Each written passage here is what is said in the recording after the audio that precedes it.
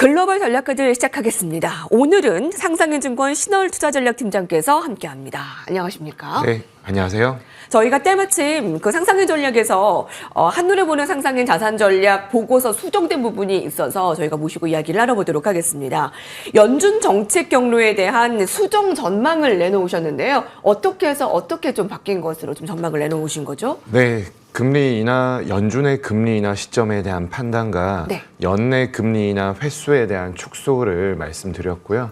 기존에는 6월 금리 인하를 개시해서 분기별 1회를 통한 연간 3회, 24년도에는 연간 3회의 금리 인하를 예상했습니다. 그렇게 될 경우에 연간 연준의 기준금리 최종 금년의 종착역은 4.75%로 판단을 했었는데요. 이번에 9월 달부터 금리 인하가 되는 것으로 수정을 했고요. 그에 따라서 분기별 1회에 대한 속도는 유지가 된다라고 판단을 하고 있기 때문에 연말 5.0%로 총 2회 금리 인하에 대한 수정 전망을 내놓았습니다.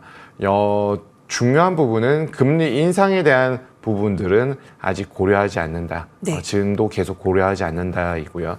금리 인하의 시점이 늦춰지는 것이지 금리 인하가 개시가 되면 속도에 대한 부분은 점진적으로 되는 데 있어서는 유지가 될 것이다 라는 것이 요지가 되겠습니다. 네.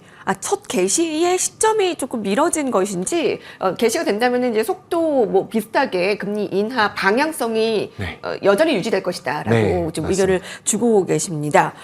간밤에 베이지북도 발표가 되었는데요. 어떤 내용이 담겼는지 좀 간단한 분석 좀 해주시고, 앞으로 좀 미증시안에서 어떤 점을 좀 예의주시하면 되겠습니까? 네, 저희가 말씀드려 왔었던 근거에 대한 부분들이 연준 베이지북에 잘 담긴 것 같습니다. 일단 금리 인하에 대한 필요성은 높아진 실질 기준금리 때문인데 그 실질 기준금리에 대한 부분들이 최근 작년 하반기부터 약 분기별 50bp씩의 금리 인상에 대한 부분들을 가져왔기 때문에 저희는 금리 인하가 필요하다라고 말씀드리고 있고요. 다만 시점이 딜레이가 되는 부분들은 연준 베이지북에서 언급된 것처럼 물가가 대체로 완만히 상승하고 인플레이션이 꾸준히 유지가 될 것으로 판단한다라는 그런 표현에 의해서 좀 뒷받침되는 것으로 판단하고 있습니다. 또한 성장에 대한 부분들은 경기 확장 국면이 조금 더 지금 완만하게 확장되고 있다라고 하면서 최근에 FMC에서 성장률 전망치에 대한 대폭 상향 조정이 있었는데 미국 경제의 활발한 그런 경제 활동에 대한 부분들을 좀 명시한 것으로 보여집니다. 그리고 연준은 다만 그 민간 소비에 대한 부분들은 전반적으로 조금 증가하고 있다라고 했지만 이미 지출, 재량 지출이라고 보여지는 좀 여유분을 통한 소비 활동에 있어서는 제약이 된다라고 좀 명시를 했기 때문에 어떤 그 미국 경제의 확장 국면이 초입이 아니라 네. 후반부에서 길어질지 지금 이제 좀 둔화로 꺾일지에 대한 고민들을 역력히 하면서 그렇다고 해서 침체까지 되는 부분은 아니기 때문에 신중한 낙관론을 펼치는 것으로 보여집니다. 즉 미국 경제에 대해서는 비교적 긍정적인 평가는 했지만 이러한 부분들이 길어지는 부분에 대한 확신에 대한 부분들은 조금 더 모니터링이 필요한 것으로 보여지기 때문에 저희가 말씀드린 것처럼 금리 인상으로 이어질 수 있는 경제 펀더멘탈은 아니다. 금리 인하로 될 텐데 그러한 부분들에 대한 지표 활동에 대한 부분들은 연준 또한 굉장히 유심히 지켜볼 수밖에 없다라고 판단하고 있습니다. 네. 베이지북을 통해서 경기 확장, 경기 탄탄하다라고 확실히 좀 보여줬는데 이번에도 경기 확장의 초기는 아니고 이제 약간 말미에 그 시기가 좀 더 길어질 것인가. 근데 그게 꺾이는 것은 아니다라고 판단을 하고 계셨고요. 사실 우리는 시장이 두려워하는 거 이러다가 올해의 금리 인하 안 하는 거 아니야? 라는 불안감이었는데 그것은 좀 접어둬도 되겠네요. 네. 팀장님의 말씀대로라면요. 네, 그렇습니다. 결국에는 지금 뭐 여러 가지 상황들이 연준에 있어서도 파월 연준 의장도 얘기를 했지만 금리 인하 뭐 곧 올 것처럼 얘기했었지만 그러한 부분 후퇴하는 부분들은 있었습니다만은 전반적으로 이런 고금리를 유지했을 때 미칠 수 있는 경제 및 금융시장 영향력에 대한 돌발 변수 그리고 이에 따른 파급 효과에 대해서 굉장히 좀 고심하는 듯한 모습들을 보여왔었기 때문에 이러한 부분들을 좀 유지하고 돌발 변수를 억제하기 위해서는 시장과의 면밀한 의사소통과 의사 교류가 필요한 상황이라고 보여집니다. 그러한 측면들 때문에 지난번 회의에서 영래포나 연준의 대차 대조표 축소에 대한 QT 속도 조절에 대한 부분들이 있었는데 이번 5월 FOMC보다는 6월 FOMC에서 이에 대한 언급도 있을 수 있다라고 보여지고 전반적으로 금리 인하에 대한 시점은 좀 늦춰지는 것이지 이렇게 어떤 구간과 구간을 끊었을 때 네. 연준의 금리 인하의 횟수가 대폭 줄어드는 그런 모습들로 전개되지는 않을 것으로 판단하고 있습니다.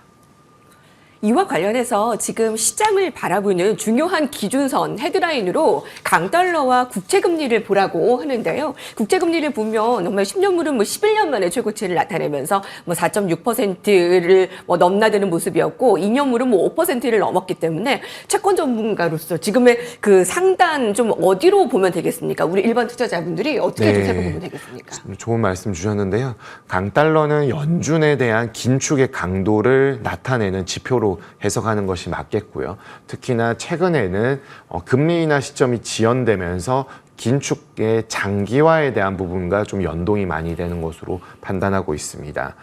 현재 연준의 기준금리 상단은 5.5%가 되겠고요. 미국채 2년물 금리는 장중에 5.0%를 돌파하기도 하는 등 4.9에서 5.0% 레벨에서 등락을 하고 있는데 만약에 저희의 예상에 대한 부분들이 좀 벗어났을 경우에 변동성은 좀 더 커질 수 있다. 즉 지금은 연준의 정책에 따라서 미국채 금리의 상단에 대한 변동성 민감도가 좀 높아져 있기 때문에 하단보다는 상단에 대한 경계심과 레벨에 대한 판단을 좀 많이들 궁금해하시는 것 같습니다. 네. 현재 연준의 정책에 따라서 조금 더 금리의 레벨이 올라갈 수 있는 가능성을 배제는 못하기 때문에 네.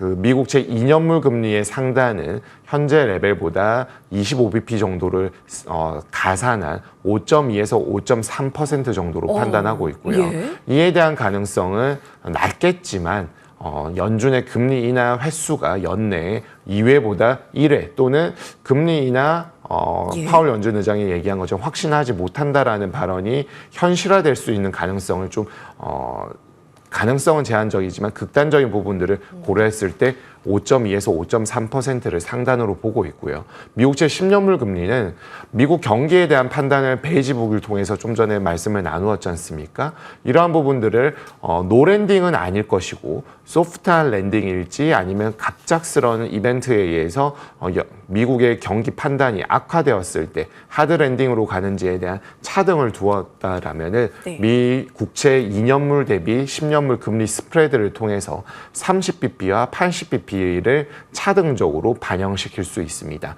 즉 미국채 2년 10년 금리 스프레드는 마이너스 30에서 마이너스 80bp의 레인지를 형성한다라고 보여지고요. 현재는 마이너스 35bp이기 때문에 이러한 점을 종합적으로 고려했을 때 2년물의 금리의 상단은 5.2에서 5.3이라면은 스프레드를 차감했을 때 미국채 10년물 금리는 4.8에서 4.9% 정도로 판단해 볼 수가 있겠습니다. 말씀드리는 부분은 악재가 연속되었을 때 추가적인 금리 상승 그리고 채권 시장의 민감도가 높아졌을 때의 가능성을 말씀드리는 점은 참조해 주시면 감사하겠습니다. 가능성은 제한적이다. 네. 근데 우리가 최악의 상황까지 본다면 지금 2년물이 오늘 4.93%로 다행히 어제 5% 넘긴 거에 비해서는 좀 안정을 찾았는데 5.23까지도 바라보는 미 상단의 더 민감하게 봐야 된다. 네, 국채금리 그 부분도 좀 두려울 수 있겠지만 가능성 열려 있다라는 거 좀 체크를 하시면 되겠고요.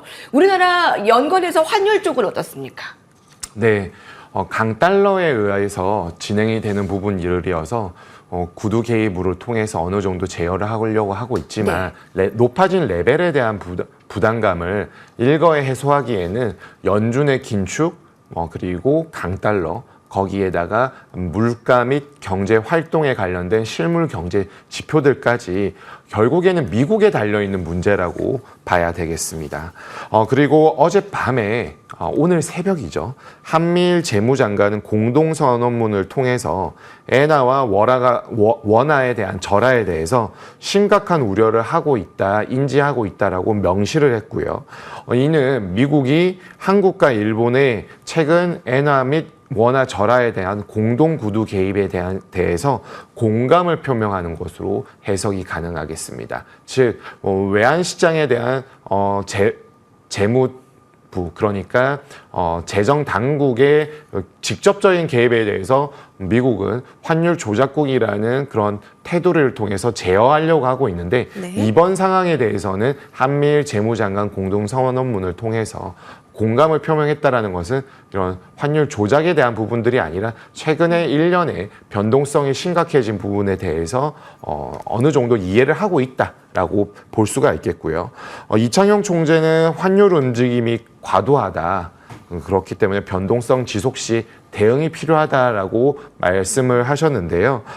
여기에 조금 더 덧붙이자라면은 용인될 수 있는 수준에서 좀 다소 벗어난 것으로 보고 있습니다. 즉 달러 강세에 의해서 달러 인덱스가 106포인트까지 올라갔던 측면 대비해서 달러의 절상 대비 원화의 절하가 좀 더 컸다라는 점을 보여주고 그리고 최근에 달러 강세에 대한 부분들을 1년 반 전에 고금리가 장기화될 수 있는 우려에 의해서 펼쳐진 강달러 환경과 지금은 고금리가 지속된다라기보다는 예상과 좀 다른 연준의 정책 경로에 대한 시장의 민감도가 커진 부분이 있기 때문에 일시적일 수 있다라는 발언을 했기 때문에 되돌림에 대한 부분도 이제는 좀 고민할 레벨이 된 것이 아닌가라고 판단하고 있습니다.